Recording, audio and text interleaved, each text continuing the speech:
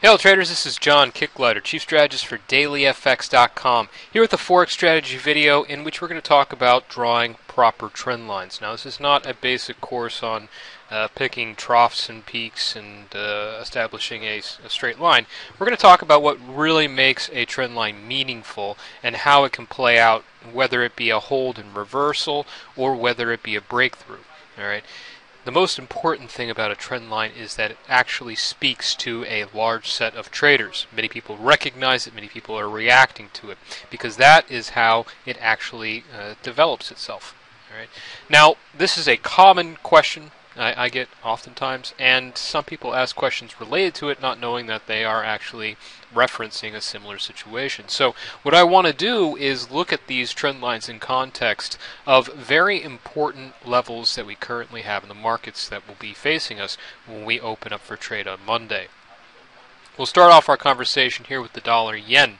Now, for those that have been watching the videos, you know that I've been watching this dollar-yen pattern for quite some time, and clearly it has some significant weight. We had a very significant run-up beginning in September of last year, or a little bit earlier, and it had peaked around May of this year. All right. Now, since then, we've had a consolidation pattern, a nice rising trend line here as a floor, and a series of tops, which has progressively altered its bearings. Now, you could also say, what about this trend line that we had from the peak here? And we've had multiple breaks on the way without follow-through, nor did it necessarily stand up too much in the way of reversal. All right. This is why we have to be very cognizant of the influence of trend lines. Now, the trend line itself that we are currently looking at was also kind of a false portent for traders that were simply looking for the technical level to hold up or break down. I know a number of people were looking at this pair and saw the slip that we had below 97 and presumed that that would be a immediate breakdown, that we would have tremendous follow through, unwinding the significant pressures that have been building in this technical pattern. That was not the case, however. As you saw through the end of the trading session, we moved right back up into this congestion. Now, why was the market unable to make something of that very substantial trend line break? All right. Now, some might question the influence of the trend line itself. I think that it carries some very substantial weight, and I don't think that the false break that we had necessarily undermines its influence going forward. The important thing to understand about trend lines is that they cannot work all by themselves. You have to incorporate them into the bigger picture of technicals, but also of fundamentals. Now, given the importance of this level, right, looking at the influence of this trend line over the past, really this trend line has been developing since the beginning of the year, a break to the downside would be a very substantial move for this market. It would suggest that we are making very significant strides towards a much deeper change in momentum. In other words, we would be looking at a very sizable potential bear trend. All right. But we were heading into the final 24 hours of the trading week. We did not have much in the way of key event risk. All right. We certainly did have some data on the docket. We had the Japanese Cabinet Office economic report and the CPI figures, of course. Notable, but not necessarily major market movers, nor was the U.S. data for that matter. All right. And nothing there that would really speak to what is moving the yen crosses in general, risk trends. So seeing a move up to that trend line and potentially breaking down does not necessarily mean that you're going to have the follow-through. I say this probably far too frequently, but it's not the breakout that matters, it's the follow-through. That's where the trade is. Seeing a market move into follow-through, whether it be a breakdown or whether it be a reversal. And we simply did not have the momentum into the final trading hours of the week to really put forward a move of that magnitude. So from a technical perspective, if you're looking at the purely academic, pulling trend lines off of meaningful peak swing lows, or you can pull it off of meaningful swing highs. I like to look for 3 points, right? 2 doesn't cut it for me because 2 points can be virtually anything. Any 2 points can make a line, but a third at the very least confirms. Right? This is a higher time frame pattern. The higher the time frame, typically, the greater the influence of the trend lines. All right? It has all the elements necessary to make it academically appealing, but it does not have the fundamentals necessary for follow-through. And that is the critical component that we were looking for here. All right? So we look at something like this, and the elements, the backdrop of this trend line, all right, putting it into context of the market conditions, helps us better gauge whether this is going to be a very substantial market mover in the period, the time frame that we have. Now going into next week, we definitely have a lot more event risk on the docket. We have the FOMC rate decision on Wednesday. We have the Japanese central bank's policy decision on Thursday, Friday. That's a big round of event risk. But realistically speaking, you have to be very careful, because in the lead up to that, we might not see a big move from this pair. It might be a wait and see until this comes around. And once again, we could see another dip below this level, and it would not necessarily instigate the move. All right? This is why when we talk about trend lines, and many other people talk about trend lines, they talk about breaks or confirmation, whether it be a break to the downside, confirmation for a close and continuation below 97.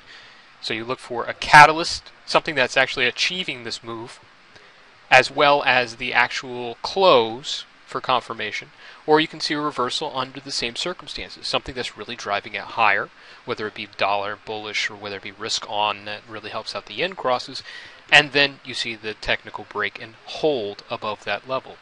All right. Now this is not just unique to the dollar yen. We can look at a number of pairs with the same critical eye. The pound dollar. All right. We had this very substantial trend line here. This is a long-term wedge pattern. We've been watching it very closely. I would say that this is certainly a tentative hold, and we are going into this knowing that there's major event risk this past London session. It held, and subsequently we are still positioned very keenly right there. Now going forward, this is going to have the same opportunities as the dollar yen. It could be a breakout or reversal, but the thing that you need is to show conviction in the move, and that requires the fundamental catalyst to achieve it, as well as a close, a meaningful close, above or below a certain threshold. I'm looking at 162.50 and right around here at 161 as my key. Euro pound. All right, you have the 200-day moving average, not necessarily a trend line, but of similar quality. We also actually have an internal trend line of this channel, and you can see it falls right here at around 85.35. I'm not a big fan of internal trend lines. I know some of my colleagues here in DailyFX are. It can have just as much influence, but the point is, it's not necessarily the trend line itself. It's the elements that evolve around it. Not only do we have a fundamental consideration here, the euro's health, and we do have a lot of event risk next week for the euro and the pound's health, but it's also about the other factors. Look at this. We have a 50% fib of this move here. We have the 200-day moving average, and we also have a nice range element, all right, this long-term internal trend line. So you can add all those factors together alongside this doji candle, and it speaks better to the conditions that we have with that individual trend line. We can even take it to something higher in terms of just looking at the dollar itself. Now, this trend line that I was talking about here was quite substantial. We did get a breakdown and tentative follow-through, yet the follow-through has been somewhat weak on that trend line break. I would say that that trend line break was quite significant. You saw the market pay attention, but the continuation is curbed by the fundamental elements, the fundamental aspects. And further down, you come into a nice confluence of very significant technical levels, a 38.2 fib of this run from the swing low from 2011 to the swing high in 2013, as well as the 50% fib of the 2012 swing low to the 2013 swing high. All right, so a lot can come in and evolve whatever the conditions are. Now, a lot of these are just, you can be looking at a range reversal or a trend line reversal, which is something that we had with the S&P 500 a number of times on this floor. All right, we also even had a false break to the downside and came right back up. You can also have a trend line breakout, which is the circumstances that we've had with the dollar and the dollar yen. All right, but follow through is very different than just a technical break or technical reversal at a trend line. The trend line can be important, and it certainly is a factor in the overall trading picture, but you have to put the complete picture together. All right? To make a high probability scenario, you need all the factors, and putting it all together offers you much better trades. Lots of trend lines. I can run through a number of trend lines. You have a trend line rising trend line here from Aussie USD. This is a daily chart. The Euro USD is at the top of this rising channel. Also happens to be a much bigger trend line here. This is only the third point of test. You have numerous trend line situations in the Euro Yen crosses. Euro Yen, Pound Yen, and Swiss Yen, all European currencies versus the Yen crosses. There are a tremendous number of trend lines out there, but whether their importance will offer us trade opportunities depends on the broader conditions. Keep that in mind, incorporating your trading, and it will help, I think, filter out false starts and confirmed trades. All right. Good luck trading out there, guys. Have a great weekend, and we'll do our next Forex strategy video next week.